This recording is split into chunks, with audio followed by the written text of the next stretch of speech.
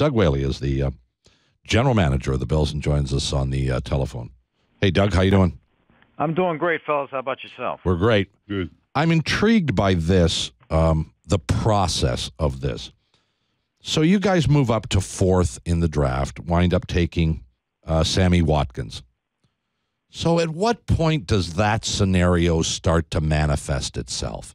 Is it something you guys talk about weeks ahead of time? Does it come up during the draft? Is it a last-minute phone call? How did this thing happen? Well, we'll start from the beginning. After we set our draft board, we ranked the players regardless of position and just by grade, by the highest grade all the way to the lowest grade. Sure. And we'll put a mark by the guys that we feel we would want to trade up to. So then you fast forward to a couple days before the draft. You're making calls to different teams ahead of you or below you that you would have striking distance to be able to make a trade with, and getting their feelings to see if they would be willing to move up or move down. And then day of the draft, since it is later, the talks really intensify, saying, hey, if our guy is there, what would it take for us to make that move? So that's a synopsis of really how it happens from start to almost finish.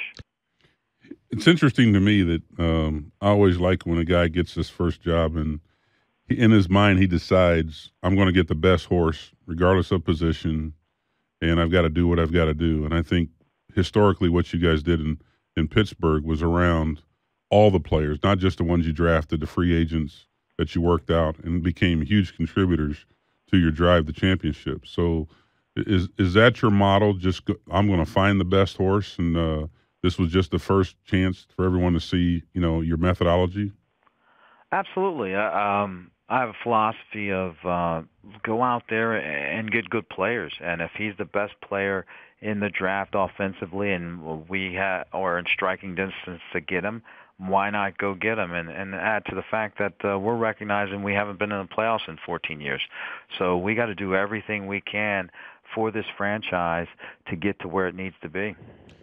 There's no draft, and you would understand this, Doug, where you're not going to be subject to some second guessing and criticism. And so one of the issues going into this draft was perhaps a need to look at the tight end position. And you did not address it specifically. Was that functionally because you disagree with the need, or because there was not a horse that you thought was worthy of drafting? A little bit of both. There were a few horses in the draft that we thought would come in and upgrade our situation, but they didn't fall to us where we were able to pick them.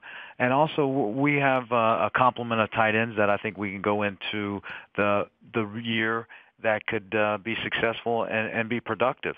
You have Chandler that caught a lot of balls, the leading receiver for our offense coming back. Lee Smith is our predominant blocking tight end. And then we added a guy, Tony Milwaukee, that is our F, more of a move type that was very productive with his days when he was in Kansas City. And then we drafted a guy with a lot of speed and some size, Chris Gregg, last year that we think has a big upside. So between those combination of four guys, we felt comfortable that if we didn't get a guy that was clear-cut above those guys, there was no need to add another tight end. With Doug Whaley, the general manager of the Buffalo Bills. So you draft Sammy Watkins and you deal Stevie Johnson to San Francisco. Are the two related? Are the two moves related? Not at all. We put a value on every player. And one of the first lessons I learned in this business is you always answer the phone. So someone called, San Francisco called, and the value they placed on Stevie was commensurate with the value we placed on him, and it was a deal that I think was beneficial for everybody involved. It didn't make it easier to make that move with Sammy Watkins being drafted? I would say it did make it. I wouldn't say easier, but it gave you the option to be able to deal him. Can you explain to us where do you expect the team to be when the season starts and the progression through and your 2-year plan? Our 2-year plan is the plan we have every year, and that's to win the division, get in the playoffs, and compete for a championship. And every move we make in the off season, during the season, throughout the whole year is geared to attaining that goal. Was there ever a thought about looking at any of the quarterbacks in this draft? And that's not necessarily a reflection of EJ and what you believe in him, but you don't have a quarterback that is etched in stone as your number one guy who has been there for a long period of time. This is still a young player who's learning and developing. You can't summarily dismiss the notion of maybe there's somebody else in there that we'd also like. Did a quarterback even interest you early on? Early on, no, because you'd be saying the same thing about whoever you picked, what you just said about EJ. So you'd be spinning your wheels and using a pick on someone that you could surround EJ with to make him better. And with EJ, his analytics, especially on completions on long passes, what structure have you guys, the coaching staff, put in place to help him make progress in that area to be more effective for you? Well, we brought in a quarterback coach and an offense assistant, so we're surrounding him with some coaches to help him get a little more adapt into that area of his game, and then also the addition of a Sammy Watkins. Sammy Watkins can help a quarterback and his accuracy because of his catching range. So we're excited about that, and we're also excited about any player, and especially a quarterback, we believe makes a tremendous stride from his first year to the second year because of his familiarity with not only the offense, but what is expected of him on and off the field.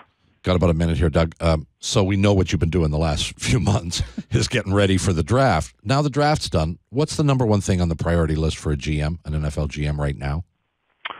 Right now is we'll have the rookies come in and have a little rookie mini camp, and then also just evaluating the guys we have on the roster in the OTAs and the mini camp.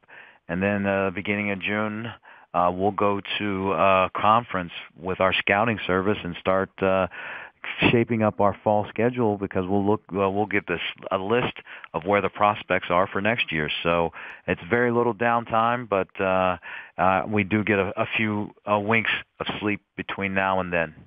Doug, good of you to take time for us because I know it's a busy one. Thanks a lot. We'll talk to you again soon, I hope. Anytime, fellas. Take care. Thanks, Doug. Doug Whaley, the general manager of the Buffalo Bills.